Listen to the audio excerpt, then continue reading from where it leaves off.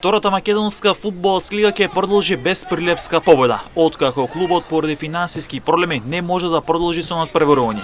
Најфудбалскиот град во Македонија останува без фудбал, а градскиот стадион во Прилеп останува празен, без фудбал, без навивачи, без верените мајмуни.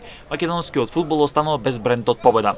Клубот во текот на вчерашен ден потврди преку соопштение дека поради очајната финансиска ситуација нема да може да продолжи со надпреварување, а тоа ќе значи дека во секој колок има по една слободна екипа во втората лига.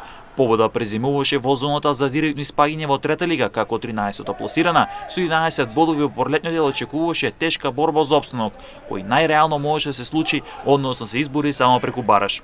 Последната сезона во која победа беше на високо ниво, кога доминираше, практично беше во сезона 2021-2022, кога стана шампион во втората лига исток и обезбеди влез во прва лига. Но како прволигаш имаше епизодна улога и веднаш испадна од елитата. Две сезони подоцна, односно во сезона 2023-2024, се најавува амбиции за експресно враќање во прва лига, но наместо тоа се случи клубот да избори опстанок во вторлигашкото друштво преку бараж, надпрвар совладувајќи го третолигашот Куманово на стадионот во Ѓорче, надпрвар кој го следите во живо на М-нет телевизија.